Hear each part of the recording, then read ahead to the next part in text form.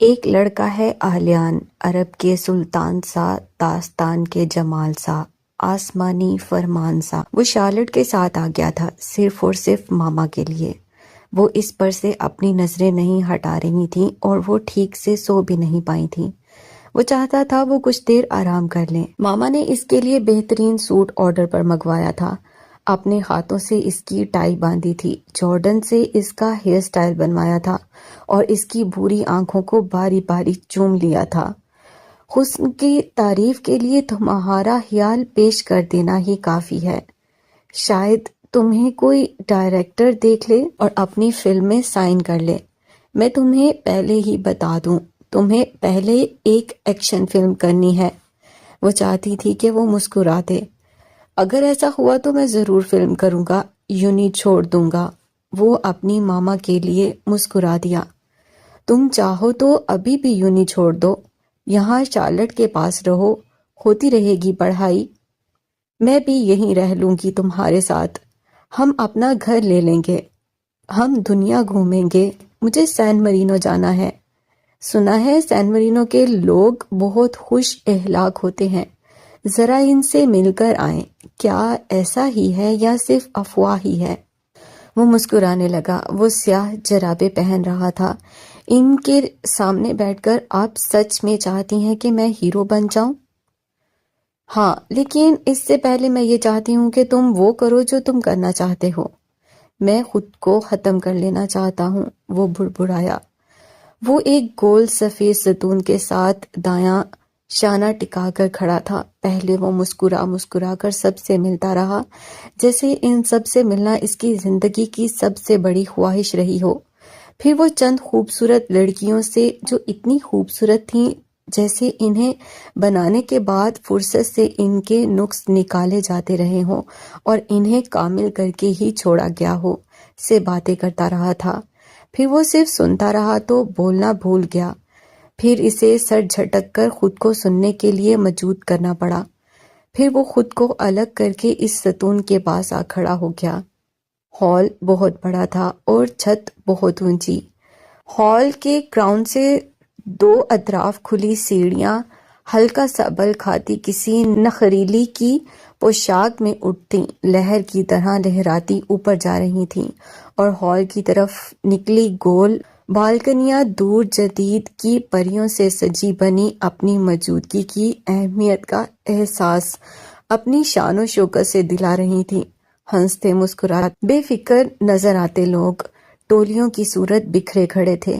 صرف ایک بالکنی تھی جس میں سیاہ گاؤن میں ملبوس کھڑی لڑکی اکیلی تھی اور اپنے ناخن کتر رہی تھی اور نیچے سر کر کے ایک محسوس کونے کی طرف دیکھ رہی تھی۔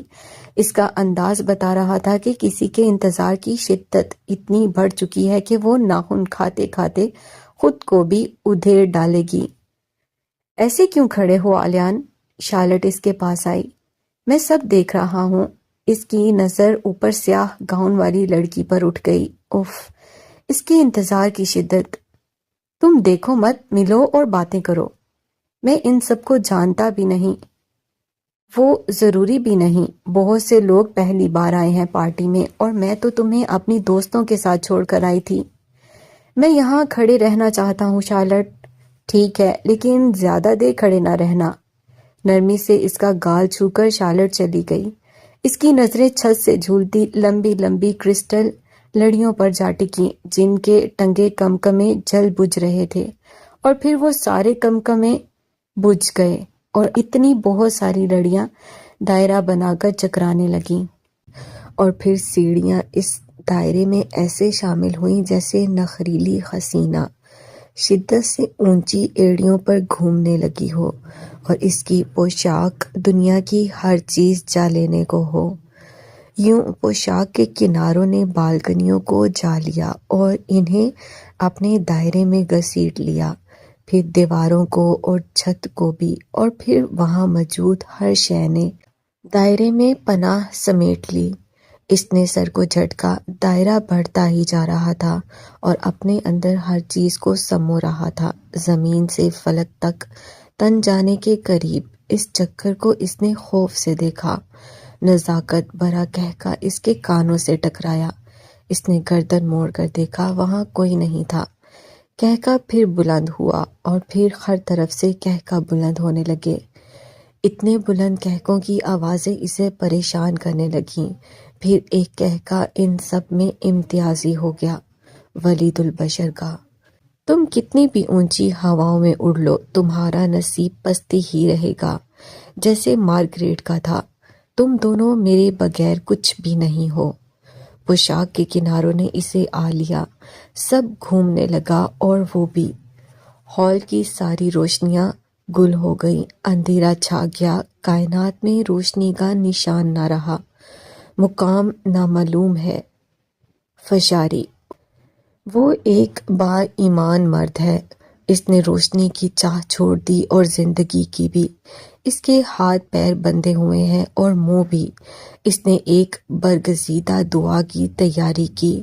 اس نے سب پاکیزہ الفاظ سمیٹے اور انہیں اپنی روح کے مقام پر رکھا۔ اس نے شانوں میں شان اقدس بیان کرنے کی نوید خود کو دی اور اپنے جھگڑے وجود اور آزاد روح کو اللہ لفظ کی ادائیگی کی عبادت پر مائل پایا۔ موت کی چاپ اسے اپنے قریب سنائی دی جو اس کی عبادت میں محل ہوئی۔ اس نے پھر بھی عبادت کے اس رتبے کو روح سے نکل جانے نہ دیا، اور پھر اسے اس شخص کا نام لے کر ایک خاص دعا کرنی تھی جس کے لیے موت اس کی طرف بڑھ رہی تھی۔ اس کے ہاتھ پیر کاٹ دیے جائیں گے اور سر بھی، شاید، اور اسے اس کی پرواہ نہیں تھی۔ اسے موت کے پروانوں کی پھونکوں نے قطعاً نہیں سہمایا۔ وہ فشاری ہے اور وہ حقیقت پا چکا ہے، اب وہ اسے جھٹلائے گا نہیں۔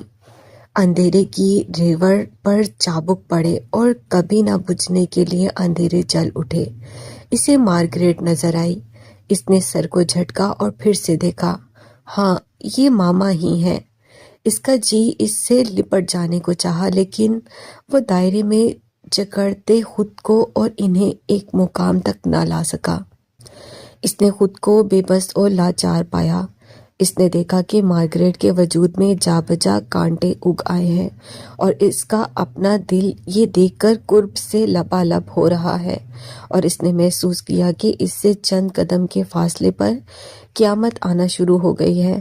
ہر چیز اپنے نقطۂ زوال کی طرف بھاگی جا رہی ہے۔ تو کیا آپ نے جان لیا کہ آپ نے کیا پایا؟ اپنی ہی آواز اس نے بھی سنی۔ ماما، آپ نے کیا پایا زندگی میں؟ اس سوال کا جواب مجھے نہ ملا تو میں اپنے سارے نشان کھو دوں گا۔ جب آپ مر رہی تھیں تو آپ نے کس طرف پرواز کی چاہ کی تھی؟ ولید البشر کی طرف۔ اگر آپ نے ایسا کیا ہوگا تو میں اپنے دل میں آپ کو رکھوں یا نہ رکھوں، مجھے اس بارے میں سوچنا ہوگا۔ اگر آپ مرنے سے پہلے اسے اپنے اندر سے نکال دیتی تو میرے زندہ ہونے پر وہ موت بن کر نازل نہ ہوتا۔ اب میں سوچتا ہوں کہ آپ کی موت پر زمین کو پھٹ جانا چاہیے تھا اور آسمان کو آ گرنا چاہیے تھا۔ انسان کے لیے بنی کائنات کو اس کے دکھ پر اتنا تو ماتم کرنا ہی چاہیے۔ وہ گہرے گہرے سانس لے رہا تھا، پھر بھی اس قدم گھٹ رہا تھا۔ میں ولید البشر کی قابلیت کا مداح ہو گیا ہوں۔ اس نے میری محبت بھی نگل لی۔ وہ صرف ایک ہی دل کو خالی کر کے ثابت نہیں ہوا۔ اسے یہ غرور ہے کہ مجھے اس کی ضرورت ہے اور میں یہ گناہ ضرور کروں گا۔ میں اس کے ہونے کو نہ ہونا ضرور کروں گا۔ مجھے کوئی اعلان بھی کرنا پڑے تو میں کروں گا۔ میرا کوئی باپ نہیں۔ اور ماما؟ آلیان، شارلٹ نے اس کا شانہ ہلایا۔ اس نے شارلٹ کو دیکھا، وہ کچھ بول رہی تھی۔ کیا اسے کچھ سنائی نہیں دے رہا تھا؟ پھر شارلٹ نے اس کا ہاتھ تھام لیا اور پھر وہ دیکھ پایا کہ ویٹر اس کے پیروں کے قریب گری ٹرے اٹھا رہا ہے۔ وہاں کانچ ہی کانچ بکھرا تھا، کچھ گردنیں اس کے رخ مڑی ہوئی تھیں۔ بالکنی میں کھڑی لڑکی کی آنکھیں اس پر جمی تھیں۔ اس نے ناخن کترنا بند کر دیا تھا۔ چھت سے جھولتی لڑیاں جل اٹھیں اور اس نے شارلٹ کو ایسے دیکھا جیسے پوچھ رہا ہو، کیا قیامت کے آنے کے آثار معدوم ہو چکے ہیں یا بس قیامت آ گئی؟ تم ٹھیک ہو؟ شارلٹ نے شفقت سے پوچھا۔ وہ ہاں نہ کہہ سکا۔ اسے افسوس ہوا جب سب کچھ ختم کرنے کا فیصلہ ہو چکا تو ارادہ کیوں بدل گیا۔ اسے افسوس ہوا شمعیں پھر سے روشن کیوں کر دی گئیں، اندھیرے پر روشنی کو کیوں غالب آنے دیا گیا۔ ہاں، اسے دکھ کائنات کے پھر سے آباد ہو جانے پر، نقطۂ زوال کے مٹ جانے پر۔ شارلٹ نے اس کا ہاتھ اپنے ہاتھ میں ہی رکھا اور اسے اپنے ساتھ لے کر چلنے لگی، اور وہ اس کے پیچھے ایسے چلنے لگا جیسے اسے کچھ اور کرنے پر اختیار ہی نہ ہو۔ ایک لڑکا ہے آلیان، بلا دی گئی دعا سا، بجھ چکے چراغ سا، عروج سے زوال سا۔ سارا مانچسٹر اس کے آنسوؤں میں نہ بہا، وہ خود ہی ان میں غرقیاب ہو گئی۔ چھپ کر رونے کے مشغلے کو اس نے ایسا اپنا لیا جیسے فرض عبادت ہو جو بعد از توبہ کی جاتی ہے۔ راتیں وہ کھڑکی میں کھڑی تمام کر دیتی اور دن کو اس نے دھوکہ دینے کا ذریعہ بنا لیا۔ اس کی گیلی آنکھوں نے دھند کے پردوں میں فنا ہونا شروع کر دیا کہ شاید وہ اس کے عکس کو جان لے جو وہ وہاں تھا ہی نہیں، شاید کسی معجزے نے خود پر اس کا نام لکھوا لیا ہو، اور شاید کسی تاریک الدنیا کی صدیوں پہلی مانگی گئی دعا کی خیر اسے بھی لینے کو ہو، اور کہیں کسی فراق کے زدہ کی تڑپ آسمان تک جا کر واپس پلٹتے ہوئے اس کے لیے بھی رحمت اکٹھی کر لائی ہو۔ شاید اسے ہر طرف سے آلیان نام کا چاپ سنائی دینے لگا۔ وہ اس چاپ کو سنتی رہتی اور اپنے دل کے مقام کو مچلتی رہتی۔ ہر ساتھ اس کے نام کی پکار بن گئی، ہر شبیہہ اس کی صورت میں ڈل گئی۔ اس نے اس کے نام کی تسبیح پڑھنی شروع کر دی جس کے ثواب میں اسے ملنے والا تھا نہ انعام میں۔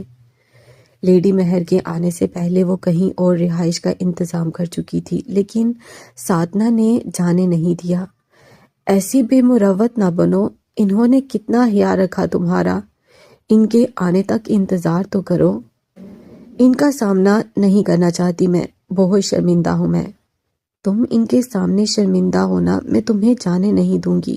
تم نے مشورہ کیے بغیر فیصلہ کر کے دیکھ لیا کیا ہوتا ہے۔ دوسروں کی مان لینے میں کبھی ہماری بھلائی بھی ہوتی ہے۔ اب مجھے بھلا کہاں بھلائی نصیب ہوگی۔ وہ دونوں سادھنا کے کمرے میں موجود تھیں۔ ایک غلطی کی ہے، دوسری غلطی نہ کرو، ہو سکتا ہے کچھ بہتر ہو جائے۔ وہ تلخی سے ہنس دی اور یہ سوچ کر رک گئی کہ کوئی دوسری غلطی نہ ہو جائے۔ میں نے ایک لفظ نہیں کہا اور تم گھر چھوڑ کر جا رہی تھی۔ اگلے دن لیڈی مہر نے اسے رات میں اپنے کمرے میں اپنے سامنے بٹھا کر پوچھا، ایک لفظ نہیں کہا، یہی تو برا کیا۔ اس کا سر جھکا ہوا تھا اور اس کی سمجھ میں نہیں آ رہا تھا کہ کمرے کی کس چیز پر نظریں ٹکائے۔ نہیں امرا، کچھ برا میں نے بھی کیا۔ جہاں کچھ غلط ہوتا ہے وہاں صرف ایک انسان کی وجہ سے نہیں ہوتا، کہیں اس کے بڑوں کا بھی ہاتھ ہوتا ہے، کہیں اس ماحول کا اور کہیں اس فضا کا جو معاشرے میں رچی بسی ہوتی ہے۔ آپ ایسے نہ کہیں پلیز۔ تمہارے دادا نے بات کی تھی مجھ سے کہ وہ کون لڑکا ہے جسے امرا پسند کرتی ہے، جس کی ماں غیر مسلم ہے اور باپ کا پتہ نہیں۔ ان کا انداز اور لہجہ مجھے اچھا نہیں لگا۔ میرے بیٹے کے لیے کوئی ایسی بات بھی کر سکتا ہے؟ مجھے دکھ ہوا سن کر۔ میں نے انہیں کوئی جواب نہیں دیا۔ میں جانتی تھی بات آگے بڑھی تو ساری تکلیف پھر سے آلیان کو اٹھانی پڑے گی، اور میں یہ نہیں چاہتی تھی اور یہ بھی نہیں چاہتی تھی جو اب ہوا۔ امرا، آلیان اپنی ماں کے لیے بہت حساس ہے، سب ہی ہوتے ہیں، پر جن کی ماں کے ساتھ کچھ ایسا ہوا ہو جیسے مارگریٹ کے ساتھ تو بچے اور بھی حساس ہو جاتے ہیں۔ میں نے تمہیں آلیان کے بارے میں اس لیے کچھ نہیں بتایا تھا، تم آلیان کی دوست ہو، کچھ بھی اس کے سامنے کہہ دیتی تو دکھ میرے بیٹے کو ہوتا۔ اس کا باپ ولید ہے جس نے مارگریٹ سے شادی کی اور پھر بتائے بغیر چھوڑ گیا۔ اکیلے دکھ سہتی مارگریٹ مر گئی۔ میں نے اس کی وہ حالت بھی دیکھی، بالکل دیوانوں کی طرح ولید کو ڈھونڈتی پھرتی، اور ولید نے آلیان کو اپنا بیٹا ماننے سے انکار کر دیا۔ مارگریٹ سے اس نے آخری ملاقات میں بہت برا بھلا کہا تھا۔ اس کے کردار پر، اس کے مذہب پر انگلی اٹھی، اور اب ولید آلیان کو اپنے مقصد کے لیے ڈھونڈ رہا ہے۔ اسے آلیان سے کوئی لگاؤ نہیں، وہ ایک خود غرض انسان ہے۔ میرے پاس مارگریٹ کی ڈائری ہے، اس کی آخری سطروں میں لکھا ہے، میں دعا کرتی ہوں آلیان کبھی اپنے باپ سے نہ ملے۔ نہ جانے کیوں مجھے لگتا ہے مجھ سے بدتر سلوک اس سے کرے گا۔ اس سطر نے مجھے پریشان کیا، اور پھر وہی ہوا جس کا ڈر تھا۔ آلیان بہت دکھی ہو گیا۔ امرا سے زیادہ کون جان سکتا تھا کہ کتنا دکھی ہو گیا، اور اب آلیان ویرا سے شادی کرنا چاہتا ہے۔ وہ ٹھیک کر رہا ہے، اس نے فوراً کہا۔ ہاں، شاید ٹھیک کرنے کی کوشش کر رہا ہے۔ میرا آلیان، میرا فرشتہ۔ کچھ دیر کمرے میں خاموشی رہی۔ بہرحال یہ تمہارا گھر ہے، تم رہو یہاں۔ میں کل کی طرح آج بھی وہی ہوں۔ ماں ہوں نا، تو تمہارے ساتھ سخت ہو گئی۔ ایک ماں کو معاف کر دو۔ اس بات سے آپ نے مجھے بے مول کر دیا۔ میں نے تمہارے لیے آلیان کو سمجھایا، مگر شاید اس کا دل سخت ہو گیا۔ دل تو میرا سخت تھا، سوچ کر لیڈی مہر کے ہاتھ چوم کر اٹھ گئی۔ وہ چاہ کر بھی گھر نہ بدل سکی، مگر ویرا کے آنے تک یہاں سے چلی جانا چاہتی ہے۔ 2 دن وہاں رہی تو ویرا واپس آ چکی تھی، اور وہ دوست کے فلیٹ۔ تم وہاں کیوں گئی ہو؟ آن لائن بھی نہیں آتی، فون بھی نہیں اٹھاتی۔ مریم نے چند دن ساتھ رہنے کا کہا، میں انکار نہیں کر سکی۔ آ جاؤ گھر، فلم دیکھیں گے۔ ٹھیک ہے، میں چند دنوں تک آ جاؤں گی۔ تم ناراض ہو؟ میں نے آلیان کو پرپوز کرنے کے بعد کسی کو نہیں بتایا۔ میں نے سائی کے علاوہ کسی سے بات نہیں کی تھی۔ میں ناراض کیوں ہوں گی ویرا، یہ تمہارا ذاتی معاملہ ہے۔ پھر بھی ویرا بہت خوش لگ رہی تھی۔ تمہیں ایسا نہیں سوچنا چاہیے، میں تمہارے لیے خوش ہوں۔ تم نے ایک اچھے انسان کا انتخاب کیا۔ پاپا نے کہا میں آلیان کو لے کر روس آؤں، اور تمہیں بھی۔ ٹھیک ہے۔ میں نے تمہاری باتیں کی فل پرفارمنس کے ساتھ، اور وہ ہنس ہنس کر دیوانے ہو گئے۔ انہوں نے کہا کہ امرا چند سال ہمارے پاس آ کر رہے، یا چند سال ہمیں پاکستان اپنے پاس رکھے۔ انہوں نے کہا کہ میرے دل میں حسرت جنم لینے لگی ہے کہ کاش امرا میری بیٹی ہوتی، اور معصوم اور فرشتہ سی۔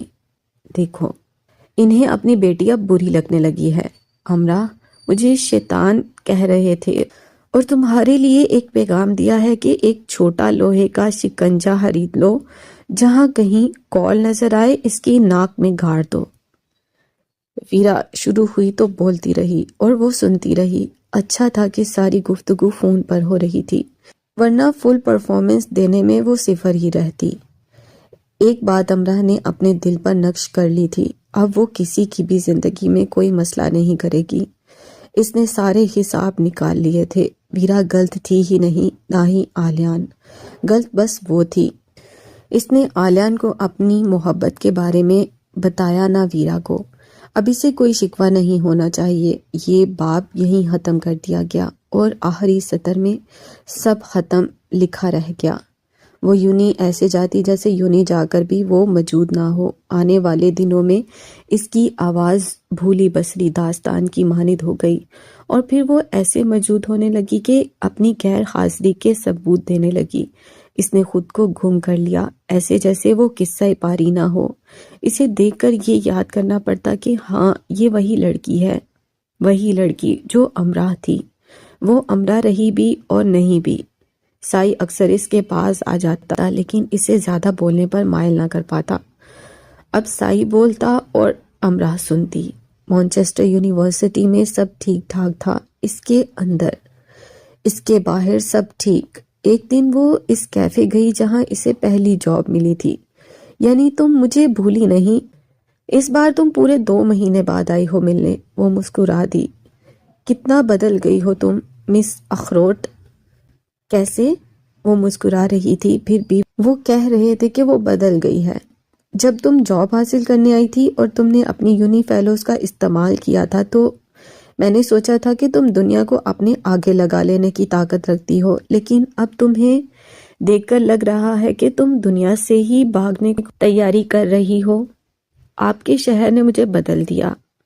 کافی کے مگ کے کنارے پر انگلی پھیرتے اس نے کہا، اگر یہ میرے شہر نے کیا ہے تو مجھے شکایت ہے مانچسٹر سے، اور تمہیں مشورہ دوں گا کہ اپنے گھر لوٹ جاؤ اور پہلے جیسی بن کر آؤ۔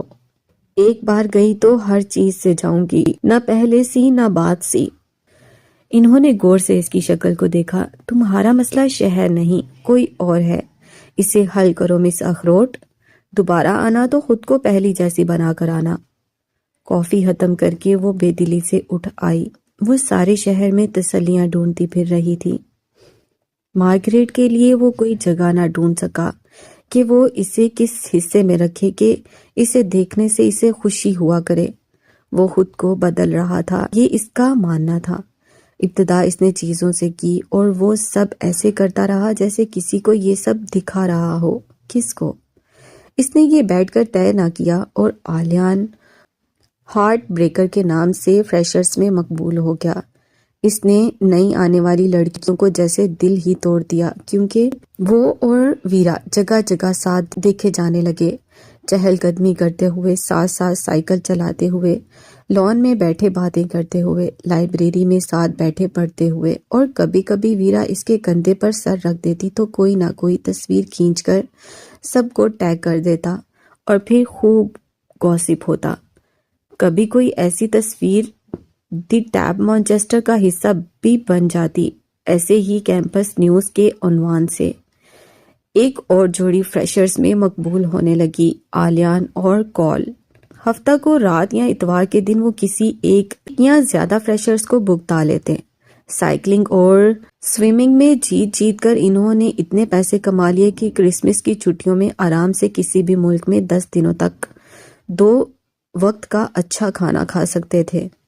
کسی بھی مقابلے کے درمیان آلیان کا رویہ اتنا تند ہو جاتا جیسے جیتنا اس کے لیے زندگی اور موت کا مسئلہ بن چکا ہو۔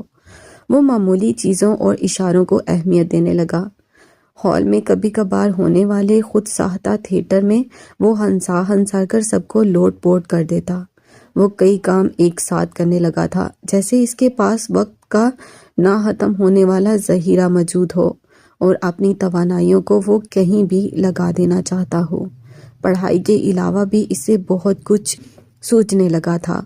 وہ بولتا تو خود کو روکنا نہیں چاہتا، خاموش رہتا تو کبھی بول پڑنے پر مائل نہ دکھتا، ہنستا تو اس کے کہکے کانوں کو پریشان کرتے، کہیں کھڑا ہوتا تو اپنے گرد مجمع اکٹھا کر لیتا، اور اس کے چلنے پھرنے کا انداز ایسا ہو گیا کہ شاید وہ غصہ میں آیا جاتا ہے۔ اس میں تکبر نہ چھلکا، لیکن وہ شان بے نیازی کا قائل نظر آنے لگا۔ اس پر نظر اٹھتی، ٹھہرتی، اور یہ سوچ پیدا کرتی، کیا یہ آلیان ہے یا نہیں؟ تو پھر آلیان کہاں ہے؟ کئی فریشرز کو اس نے کوڑے دان میں بند کیا اور کتنوں کو سٹور میں لاک کیا۔ گمان گزرنے لگا کہ وہ سنگ دل ہو گیا ہے۔ جب وہ چپ ہوتا تو یہ گمان بھی گزرتا کہ کسی کے بارے میں وہ بے حسی سے سوچ رہا ہے، کسی سے لڑ رہا ہے، دلائل دے رہا ہے، ثبوت مانگ رہا ہے۔ وہ جنگ کی حالت میں لگتا، دو نہ دو لڑتا ہوا بھی، ڈھیر سورج شکست خوردہ بھی۔ وہ اختتام بھی لگتا اور شروعات بھی۔ کتنی ہی علامتیں اس میں سر اٹھا کر کھڑی ہو گئیں، جس میں سب سے نمایاں میں تکلیف میں ہوں تھی۔ کتنے ہی اشارے اس کی سمت ابھر کر معدوم ہو جاتے، جس میں سب سے نمایاں مجھ سے دور رہا جائے ہوتے۔ وہ ایک ایسے میدان کی صورت اختیار کر گیا جس میں جا بجا قبریں کھودی جا رہی ہوں، کہیں کسی گلستان کی آبیاری کی تیاری نہ کی جا رہی ہو، نہ اس کی اجازت لی اور دی گئی ہو۔ اس دور افتادہ عمارت کی چھت سے رسے سے کودنے کا ٹاسک اس نے ایسے جیت لیا کہ کوئی اسے ہرانے کے بارے میں سوچ نہ سکا۔ ہاں، ایسے وقتوں میں وہ بے رحم لگنے لگتا، جیسے وہ ایسا گوریلا کمانڈر ہو جو بغاوت کا ارادہ باندھ چکا ہو۔ اس کی سائیکل سڑک پر ایسے دوڑنے لگی جیسے وہ کوئی میزائل ہو جسے ہدف کی طرف داغ دیا گیا ہو۔ اونچائی سے پانی میں الٹی چھلانگیں لگاتے اس نے اپنے ساتھ بے دردی کا رویہ اپنا لیا کہ کول نے اسے روک کر پوچھا، تمہارا دماغ کام کر رہا ہے نا؟ بس کرو۔ وہ ہنس کر کال کو پرے کرتا اور پھر سے شروع ہو جاتا۔ سب دوست بس اسے دیکھتے ہی جاتے۔ سائی زیر لب دعائیں دہراتا اور یہ دعائیں تب بھی دہرائی گئیں جب وہ 2 اونچی پہاڑوں پر تنی رسی پر چل رہا تھا۔ کال پہلے ہی اس پار جا چکا تھا، انہیں سب سے کم وقت سکور کرنا تھا، اور جب وہ رسی پر چڑھا تو اس نے حفاظتی بیلٹ کھول دی اور اونچائی سے نیچے جھانکا۔ کال کے دماغ میں چھانکا ہوا، اگر اس کے 2 پر ہوتے تو وہ اڑ کر اسے منہ میں دبوچ کر اس طرف لے آتا۔ وہ رسی پر چل رہا تھا، اب کچھ نہیں ہو سکتا تھا۔ وہ بہت بلندی پر تھے، اس کی مدد کے امکان صفر تھے۔ ان سب نے ایک دوسرے کی طرف دیکھا، ان سے اپنا سانس بحال رکھنا مشکل ہو گیا۔ یہ پاگل کیا کرنے جا رہا ہے؟ کال کا بس نہیں چل رہا تھا کہ کیا کر گزرے۔ میرا خیال تھا یہ ٹھیک ہو گیا ہے، سائی بڑبڑایا۔ وہاں 8 لڑکوں کا گروپ موجود تھا، 3 فریشرز 2 سینئرز۔ فریشرز نے اسے ایک چیلنج جانا کہ وہ انہیں آزما رہا ہے کہ ایسے کر کے دکھاؤ تو تمہیں جانے، اور ان کا کوئی ارادہ نہیں تھا اس کے چیلنج پر بھڑکنے کا۔ وہ کھیلنے آئے تھے، جان پر کھیلنے نہیں، اور وہ جان پر ہی کھیلنے آیا تھا۔ سب سے معمولی چیز آلیان کو وہ کہیں اٹھا کر پھینک دینا چاہتا تھا۔ کال اور سائی کو اس کی ذہنی حالت کے بارے میں ٹھیک ٹھیک اندازہ ہو گیا۔ وہ انہیں دھوکہ دیتا رہا تھا اور وہ اس کے دھوکے میں آ گئے تھے۔ وہ اتنی اونچائی پر اکیلا کھڑا تھا، اسے نیچے جا گرنے کا کوئی ڈر نہیں تھا۔ اس نے سب سے کم وقت سکور کیا تھا۔ کال نے اسے گریبان سے پکڑ لیا۔ اگر تم مرنا چاہتے ہو تو مجھے بتاؤ، میں تمہیں گولی مارنے کا جذبہ پیدا کر لوں گا۔ اس کے لیے تمہیں یہ سب کرنے کی ضرورت نہیں ہے۔ وہ اسے غصے کی زیادتی کی وجہ سے جھنجھوڑ رہا تھا۔ ٹھیک ہے، مار دو گولی، اس نے سنجیدگی سے کہا اور جھانک کر نیچے دیکھا۔ اتنا اونچا آ کر بھی وہ کہیں بہت نیچے گرا ہوا ہے۔ کال نے اس کے جبڑے پر پوری قوت سے گھونسا مارا کہ اس کے منہ سے خون نکلنے لگا۔ وہ بھاگ کر رسی پر چڑھ گیا اور حفاظتی بیلٹ کھول دی۔ اب دیکھو مجھے اور جانو کہ کیسے جان نکلتی ہے۔ آلیہ نے اپنے لب بھینچ لیے اور اسے افسوس ہوا۔ کال بے دردی سے رسی پر چل رہا تھا جیسے اسے بھی اپنی جان کی پرواہ نہیں، لیکن آلیان کو اس کی پرواہ تھی۔ وہ محسوس کر رہا تھا کہ پہاڑ اس کے پیروں تلے سے کھسک رہا ہے۔ فریشرز کھڑے ان دونوں کی شکلیں دیکھ رہے تھے۔ سائی پھر سے زیر لب دعائیں پڑھنے لگا تھا اور آلیان کال سے اپنی نظریں نہیں ہٹا پا رہا تھا۔ ہاں، یہ ٹھیک ہے، جان اس وقت نہیں نکلتی جب اپنی جان نکلتی ہے۔ جان اس وقت نکلتی ہے جب اپنے کسی پیارے کی جان نکلتی ہے، اور اس نے یہ جانا کہ ہم اپنے پیاروں کی جانوں کے حقدار ہیں، اپنی نہیں۔ اس نے بے بسی سے نظر اٹھا کر آسمان کی طرف دیکھا کہ اتنا کچھ جان لینے پر بھی وہ جان لینے والا کیوں نہیں ہو رہا، اور یہ کہ زندگی کے سب ہی اجالے شب گزیدہ کیسے ہو گئے، اور اس ارتکاز کے سناٹوں نے عائشہ نیازی کے قرب امیز چگے کس دھاگے سے بن لیے، سراب مسلسل داستان حیات میں کس رخ سے داخل ہو کر پناہ گزیں ہوا، اور قطرہ شبنم پہ نوک حارمی رقصم ہونے پر راضی کیسے ہو گئے۔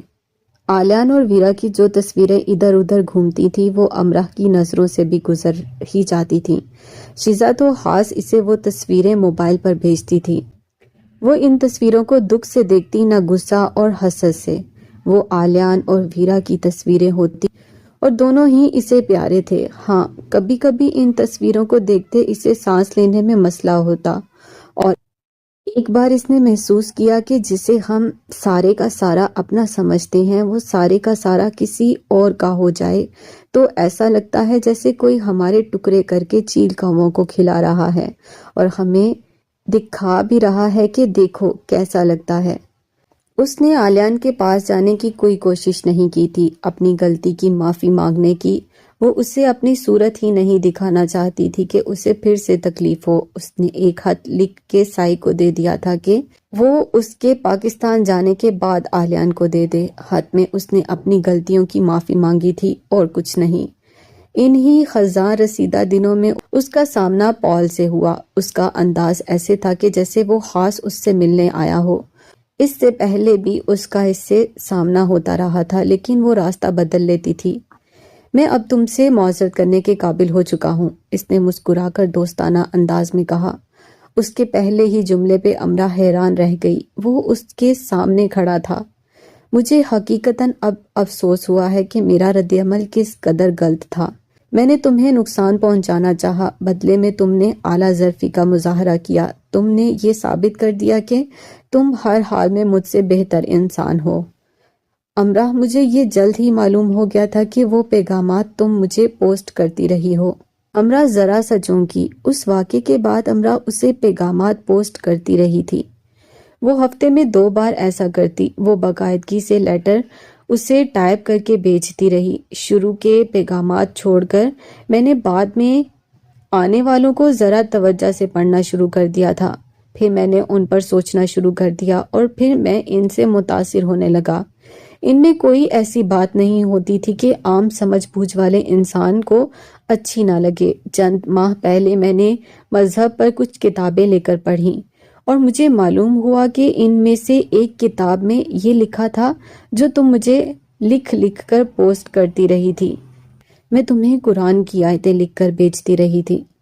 معلوم ہو گیا ہے مجھے تم نے میرے ساتھ ایسا سلوک کیا۔ میں متاثر ہوئے بنا نہیں رہ سکا۔ کیا تم مجھے انسان سمجھنا چھوڑ سکتی ہو امرا؟ امرا مسکرا دی اور کہا، پال، تم نے لا علمی کے باعث میرے مذہب کے بارے میں جو کہا تو میں نے معاف کر دیا، مگر میرے نبی صلی اللہ علیہ وآلہ وسلم کی شان میں گستاخی کرتے میں یا کوئی بھی مسلمان برداشت نہیں کرتا۔ کچھ اور باتیں کر کے جب پال چلا گیا تو امرا کو لگا جیسے وہ کسی امتحان میں پاس ہو گئی ہو۔ چلو، اس کے ہاتھ کوئی تو کامیابی آئی۔ اس واقعے نے اس کے اندر یہ احساس پیدا کیا کہ عقل اور سمجھ بوجھ سے کیے گئے عمل کبھی بیکار نہیں جاتے۔ عقل کرشمہ ساز ہے اور یہ معجزوں کی رت کی سوار ہے۔ سائیکل پر جایا کرو نا یونی، تم تو بھول ہی گئی۔ سادنا رات کو اس کے پاس بیٹھی باتیں کر رہی تھی۔ دل نہیں چاہتا سائیکل چلانے کو، وہ پڑھ رہی تھی۔ تمہارا تو اب زبان ہلانے کو بھی دل نہیں چاہتا۔ سادنا نے اسے ہنسانا چاہا۔ میری زبان نے بہت کمالات دکھائے ہیں نا، اسی لیے، اس نے ہنس کر کہا، لیکن بات مذاق نہیں تھی۔ اگر انسان سے غلطی نہ ہو تو وہ انسان نہ ہو، اگر غلطیاں ہی ہوتی رہیں تو بھی انسان نہ ہو، اس نے سر اٹھا کر کہا۔ اس کے انداز پہ سادنا خاموش ہو گئی اور کچھ دیر ٹھہر کر اپنے کمرے میں چلی گئی۔ اگلے دن وہ یونیورسٹی سے ہسپتال آ گئی۔ کال کا معمولی سا ایکسیڈنٹ ہوا تھا ایک امیر زادے کے ساتھ۔ کال نے چلا چلا کر سڑک پر ہنگامہ کیا جیسے اس کی ہڈی چور چور ہو گئی۔ وہ خود امیر زادے کے ساتھ پرائیویٹ ہسپتال آیا تھا۔ وہ مزے کر رہا تھا، اس کا چلنا تھوڑا مشکل ہو رہا تھا۔ امرا 2 دن بعد اس کے پاس جانے کا فیصلہ کر سکی۔ ہسپتال کاؤنٹر پر لڑکی نے پوچھا، تم دوست ہو؟ امرا نے منہ بنا کر سر ہلا دیا۔ ٹھیک ہے، مگر زیادہ دیر ہسپتال میں رکنا ٹھیک نہیں ہوتا۔ کتنا اچھا ہوتا تم سب کے ساتھ یونیورسٹی جوائن کر لیتی۔ 2 دن بہت ہوتے ہیں ہسپتال میں، اس نے منہ بنا کر کہا۔ امرا اس کی بات سمجھ نہیں سکی۔ اس کا مطلب ہے تم اپنے دوست سے کہو جلدی ڈسچارج ہو جائے۔ امرا کال کے روم کی طرف بڑھی۔ پتہ نہیں ڈاکٹر کب اسے ڈسچارج کریں گے۔ امرا اس کے کمرے میں آئی تو اسے اپنی غلطی کا احساس ہوا۔ اس کا خیال تھا عالیہ نہیں ہوگا، مگر وہ سامنے ہی بیڈ پر بیٹھا پیڈ پر کچھ نوٹ بنا رہا تھا۔ دروازہ کھلنے پر سب نے سر اٹھا کر اسے دیکھا، عالیہ نے بھی۔ امرا کو سمجھ نہیں آ رہی تھی اندر جائے یا لوٹ جائے۔ کال اچھل کر اس کی طرف لپکا۔ ہائے امرا، تم خالی ہاتھ تو نہیں آئی؟ سائی اور شاویز پوسٹر لگا رہے تھے جس پر لکھا تھا، جلدی ٹھیک ہو جاؤ کال۔ سائی اور شاویز نے بھی اسے دیکھ لیا اور مسکرائے۔ لاؤ، اب یہ چاکلیٹ کا ڈبہ مجھے دے دو، اس سے کھینچتے ہوئے بیڈ کی طرف آیا۔ امرا کے تاثرات سے وہ سمجھ گیا وہ اسے بیمار نہیں سمجھ رہی، تو چاکلیٹ لاک میں رکھ دی کہ واپس ہی نہ مانگ لے۔ پھر کراہنے لگا، اپنی زخمی کلائی اور پاؤں دکھانے لگا۔ عالیہ نے ایسے ظاہر کروایا جیسے کمرے میں کوئی آیا ہی نہیں۔ وہ اپنے نوٹ بنانے میں مصروف رہا۔ میں 2 دن سے تکلیف میں ہوں، تم اب آئی ہو امراء؟ امراء جاتے جاتے ہسپتال والوں کی خبر گیری بھی کرتے جانا، ان کا بھی یہی کہنا ہے کہ یہ 2 دن تڑپتے رہے ہیں۔ شاویز نے کہا۔ تم کب تک رہو گے یہاں؟ امراء نے پوچھا۔ جب تک ٹھیک نہیں ہو جاتا۔ لیکن تم تو مجھے ٹھیک لگ رہے ہو۔ نہیں، میں ٹھیک نہیں ہوں نا، اس نے آنکھ مار کر کہا۔ تھوڑی دیر بیٹھ کر امراء اٹھ آئی۔ سائی امراء کے ساتھ باہر تک آیا اور اسے ہمدردی سے دیکھنے لگا، جو کمرے سے باہر تک عجیب حالت میں چلتی آئی تھی۔ تم بیٹھی ہی نہیں، آ جاؤ واپس چلتے ہیں۔ کال اتنے مزے کے لطیفے سنا رہا ہے نرسز کے بارے میں، اور تمہیں پتہ ہے ہسپتال کے رومز سے بھی کھانے پینے کی چیزیں غائب ہونا شروع ہو گئی ہیں، اور مجھے نہیں معلوم تھا کہ نرسز بھی یوں چلا سکتی ہیں۔ میرے سامنے ایک نے چلا کر ہسپتال سر پر اٹھا لیا۔ اس کی کلائی پر جو کپڑا چپکا تھا وہ اترنے کا نام ہی نہیں لے رہا تھا۔ وہ بیچاری ایک انجیکشن لگانے آئی تھی۔ اسے رات کو کون تھا جو اپنے روم سے نکل کر اس نرس کو دیکھ نہیں رہا تھا؟ سائی نے اسے ہنسانے کے لیے یہ سب کہا تھا، اور اس کا دل رکھنے کو وہ ہنس دی اور چلی آئی، اور اندر آلیان کال کا لنگڑا سکیچ بنا چکا تھا، اور اس کے زخمی ہاتھ میں ایک عدد چاکلیٹ کا ڈبہ بھی تھما دیا تھا۔ اور کال کی آنکھیں، کوئی دیکھتا تو آلیان سے پوچھتا، یہ کون سا کال ہے جس کی آنکھیں اتنی سیاہ ہیں؟ اتنی سیاہ کہ ان میں جھانک کر مشرق کی ساری رمزیں بوجھی جا سکتی ہیں، سارے قصے کہانیاں پڑھی جا سکتی ہیں، اور جو اتنی محفوظ ہیں کہ ان میں اتر کر سارے دروازے بند کر کے قید ہونے کو جی چاہتا ہے۔ ایسی پناہ گاہیں جو زمین کو میسر نہیں، ان کے مالک ہونے کا اعتراف صرف ایک ہی انسان پا سکتا ہے، ایسا انسان جس کے ساتھ لفظ محبت جڑا ہو۔ آلیان کی پینسل آنکھوں کی پتلیوں کو اور سیاہ کر رہی تھی، اور وہ یہ جانتا نہیں تھا کہ وہ کیا کر رہا ہے۔ فریشر میں سے ایک لڑکی ایما کے ساتھ کال کی دوستی اتنی بڑھ گئی کہ لڑکی کو کال کو پرپوز کرنا پڑا، اور کال نے آخر یہ اعزاز حاصل کر ہی لیا کہ کوئی اسے بھی پرپوز کر سکتا ہے۔ لڑکی کا تعلق لندن سے تھا، اور وہ کسی ہال میں رہنے کی بجائے ایک بہت بڑے گھر میں رہ رہی تھی، یعنی وہ اتنی امیر تھی۔ یونی فیلوز کو کال کی قسمت پر رشک آیا اور لڑکی کی قسمت پر افسوس ہوا، پھر انہی یونی فیلوز کو لڑکی کی قسمت پر رشک آیا اور کال کی قسمت پر افسوس بھی نہ ہوا۔ کال نے کوشش کی تھی کہ وہ ایک عام انسان بن کر رہے، لیکن ایک دن وہ عام انسان بنے رہنے سے چونک گیا۔ ایما کی برتھ ڈے پارٹی پر، جس میں لندن سے آیا اس کا خاندان بھی شریک تھا، اس نے کچھ ایسے پرینک کر ڈالے کہ سب دنگ رہ گئے کہ پرینک اور دہشت گردی میں کوئی تمیز نہ کیا۔ ان میں سب سے معمولی اور بے ضرر پرینک صرف اتنا سا تھا کہ اس نے سرخ کارپیٹ پر نظر نہ آنے والی ڈوری کی بارودی سرنگ بچھا دی جس سے پیر نہیں الجھتے، پھر اس نے ڈوری کے سرے کو آگ دکھا دی، اور وہ ڈوری کسی چھلاوے کی طرح سانپ بنی پھلجھڑی کی طرح کارپیٹ پر رقص کرنے لگی۔ مہمانوں کو سمجھ نہیں آئی کہ وہ بھاگ کر کہاں جائیں، ہر طرف اس پھلجھڑی کا جال بکھر گیا۔ یہ سب سے معمولی اور بے ضرر پرینک تھا، باقی کے معمولی اور غیر اہم پرینک بقول مہمان خدا کی پناہ۔ بس اتنی سی بات تھی، اور ایما نے اس کے منہ پر انگوٹھی دے ماری کہ وہ ایک دیوانہ انسان ہے۔ انگوٹھی سائی نے کیچ کی اور الفاظ آلیان نے یاد کر کے باقی کے ہال میٹس کو سنائے۔ شاویز نے نیلا گاؤن پہن کر ایما بن کر سانحے کی ہو بہو نقل اتار کر دکھائی، اور ہال میں ایما برتھ ڈے پارٹی کے عنوان سے تھیٹر کیا گیا، جس نے تھیٹر ڈراموں کی تاریخ کو بدل ڈالا اور سب کامیڈی ڈراموں کا باپ ڈرامہ کا انتخاب حاصل کیا۔ ایما تو پاگل تھی، کال تو بس اس کی برتھ ڈے پارٹی کو یادگار بنا رہا تھا۔ یادگار؟ ویرا کے لیے وہ یادگار لمحہ تھا، ان سب کے مشترکہ دوستوں کی برتھ ڈے پارٹی تھی جس میں ان دونوں نے گانا گایا تھا۔ اس نے آلیان کو روسی گیت کی مشق کروائی تھی اور وہاں موجود سب لوگوں کا ماننا تھا کہ اس سے بہترین گانا انہوں نے نہیں سنا۔ اور پھر جب ویرا اکیلی گٹار پر گانا گانے لگی تو دور کونے میں کھڑے ہو کر آلیان اسے دیکھنے لگا۔ اس کا عکس پانی کی طرح جھل مل کر رہا تھا، بن اور مٹ رہا تھا، نہیں رہا تھا۔ ویرا ایک اچھی لڑکی ہے، اس نے خود سے کہا اور خود کو یاد دلایا۔ اس کی صورت بن اور بگڑ رہی تھی، جو اچھی بات نہیں تھی۔ اسے تو نقش ہو جانا چاہیے تھا۔ اس نے ویرا کے پاپا سے کئی بار بات کی تھی۔ وہ اس کی دلچسپیوں کے بارے میں پوچھتے اور اس سے بات کر کے بہت خوش ہو جاتے۔ ماما مہر ہفتے میں 2 بار اس سے مل کر جاتی اور وہ ریسٹورنٹ یا ہوٹل میں ڈنر کر لیتے۔ فلم دیکھنے چلیں؟ پہلے ماما مہر نے اسے چھپا کر رکھا ہوا تھا کہ ولید کے آدمی اس تک نہ پہنچ جائیں۔ اب اس احتیاط کی ضرورت نہیں تھی۔ ولید کے آدمی اب بھی اس کے پاس اسے مختلف بہانوں سے منانے آئے تھے اور وہ ان سے اچھی طرح سے نبٹتا تھا۔ اور ایک بار وہ سیکرٹ روم بھی گیا۔ وہ سمجھ نہیں سکا کہ وہ وہاں کیوں آیا ہے۔ اس نے ایسے ہی دیواروں کو دیکھا۔ اس کی نظروں نے کچھ ڈھونڈنا چاہا۔